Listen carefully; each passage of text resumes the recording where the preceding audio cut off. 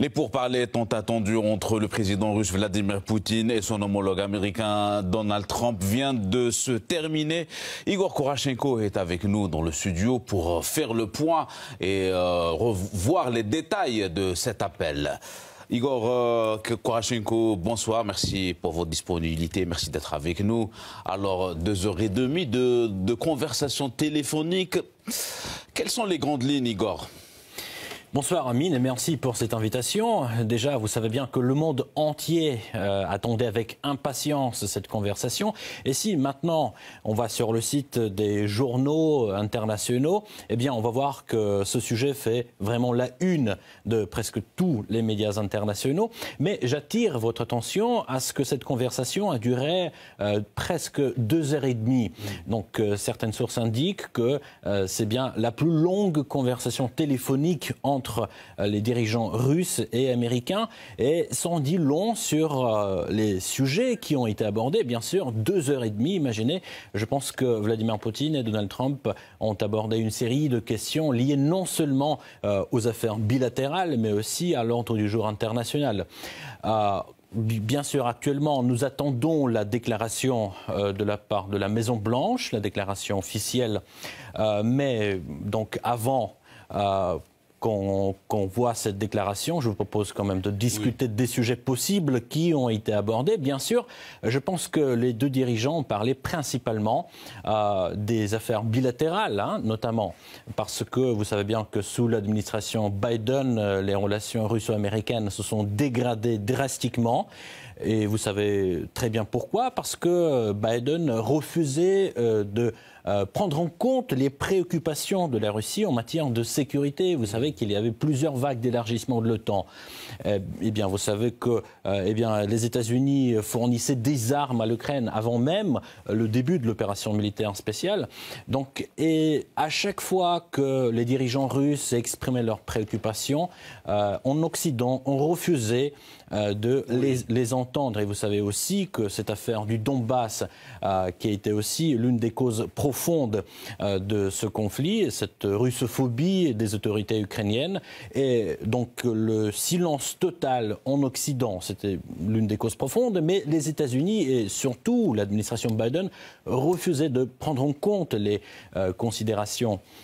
Igor, donc dans ce contexte que vous avez évoqué quand même des aspects très importants. Dans ce contexte, quelle est l'importance de ce deuxième entretien téléphonique? Pour rappel, il y a eu déjà une conversation téléphonique entre les deux présidents. C'est le deuxième depuis le 20 janvier. Quelle est l'importance de cet appel d'aujourd'hui? Effectivement.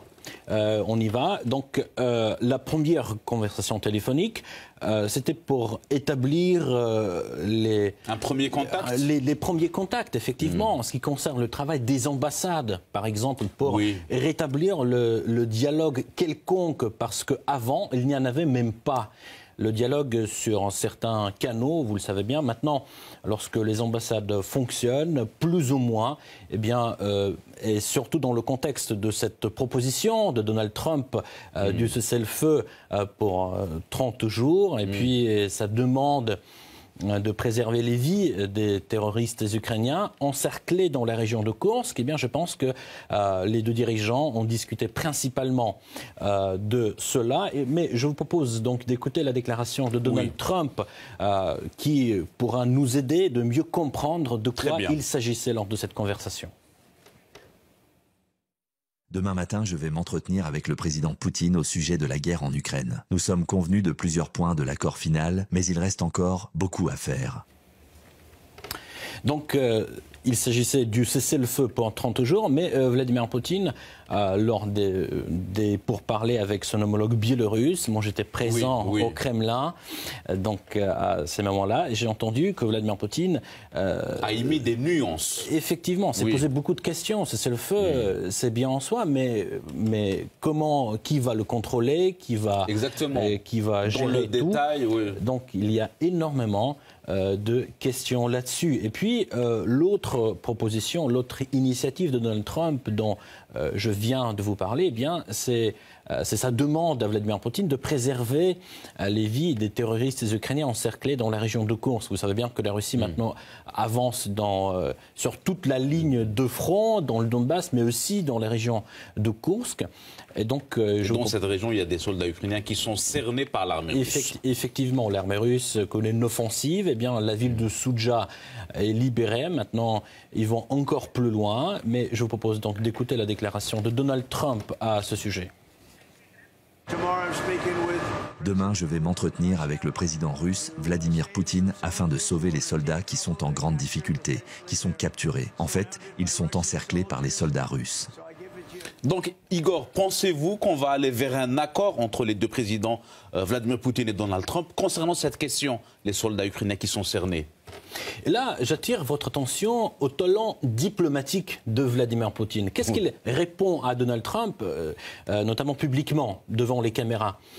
Il dit qu'il soutient cette proposition, mais il y a toujours un mais. Eh bien, tout d'abord, les soldats doivent déposer leurs armes, mais là, il ne s'agit pas d'une demande excessive, on est bien d'accord. S'il y a quelqu'un qui est armé, comment on peut sauver la vie de quelqu'un qui se trouve sur votre territoire, arme dans la main? Donc, cette personne doit déposer les armes, et pour que ces soldats déposent les armes, eh bien, c'est le chef de l'armée, effectivement, M. Zelensky, qui doit le déclarer publiquement, qui doit demander à ces soldats de déposer les armes.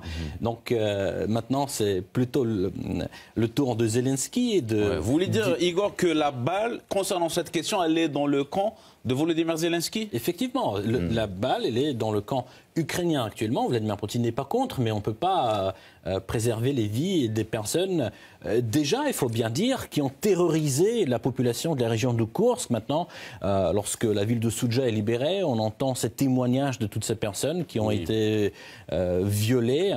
Et bien sûr, beaucoup de personnes ont été tuées. On trouve des drapeaux, par exemple, des mercenaires qui se retrouvaient sur le territoire de la région de Kursk. Bien sûr, le premier pas, c'est le désarmement. Il faut les désarmer. Et la reddition de ces soldats. Effectivement. Mais là, je lis beaucoup de décryptage et beaucoup de personnes disent que Trump ici adopte une position pro-russe. Mais vous savez bien que cette position de Trump, elle est à 100% pro-ukrainienne. Pourquoi? Eh bien, tout simplement parce que Trump est le seul dirigeant qui essaie de préserver le reste de l'Ukraine. Parce que arrêter les combats, c'est une initiative qui va à 100% en faveur de l'État ukrainien, car actuellement la Russie avance, comme je viens de le dire, sur toute la ligne de front dans la région populaire de Donetsk, et on a vu récemment, il y a une avancée dans la région de Zaporozhye, dans la région de Kursk, vous le voyez aussi. Donc le temps joue contre l'Ukraine, il faut bien le reconnaître. Oui, parce qu'il y a un avantage pour les Russes sur le terrain. Effectivement. Et pour Washington, mais qu'est-ce que ça donne pour Washington? Mettons de côté les émotions et essayons de discuter. Mais qu'est-ce que ça donne, ce soutien de l'Ukraine? Qu'est-ce que ça donne aux intérêts nationaux des États-Unis? Eh bien, il faut bien le reconnaître, c'est un fardeau financier très lourd. Oui, 300 milliards de dollars. Effectivement, pour les États-Unis, et c'est beaucoup plus que l'Europe. Mais si la Russie représentait même une menace, hypothétiquement, donc ce serait plus pour l'Europe que pour les États-Unis. Mais on voit que les États-Unis ont injecté beaucoup plus d'argent en Ukraine. Et bien sûr, ce qui est aussi très important, c'est la pierre d'achoppement qui empêche aux deux pays de s'avancer vers le règlement des questions qui sont liées à la sécurité internationale, à la stabilité stratégique du monde entier, car ce sont les deux plus grandes puissances nucléaires, il faut bien le dire. Mais le vice-président américain a inventé la volonté de l'administration actuelle de travailler sur la réduction des arsenaux nucléaires. Trump lui-même, souvenez-vous, a proposé de réduire les dépenses militaires. Mais La question qui se pose, comment peut-on en parler si les États-Unis financent l'Ukraine, s'ils soutiennent l'Ukraine? Eh bien, il faut tout d'abord régler la question ukrainienne. Donc c'est ça le message de Vladimir Poutine, et ce n'est qu'ensuite que l'on peut aborder les questions liées à la sécurité internationale. Mais la question qui se pose aussi, est-ce que l'Ukraine veut la paix? Vous savez qu'il y a quelques jours, eh bien, l'Ukraine a lancé l'une des attaques les plus massives sur le territoire russe, l'attaque de drones. Oui. Donc, et moi-même, j'étais près d'un immeuble résidentiel. Ils ont visé dans la région de Moscou. Dans la région de Moscou, dans la ville de Ramenskoye, à, je pense, 45 km de Moscou. Et ce qui est important, c'est qu'un drone visait un immeuble résidentiel. Oui. C'est infrastructure civile. Infrastructure civile, tout à fait. Oui. Et les attaques de drones, les attaques sur les sites d'infrastructure civile, aujourd'hui, on a vu plusieurs attaques dans la région de Belgorod. Est-ce que l'Ukraine veut la paix? C'est ça la question que se pose aussi le conseiller du président russe, Yuri Ushakov. Écoutez sa déclaration. Une semaine est déjà passée depuis la proposition. Et que voyons-nous?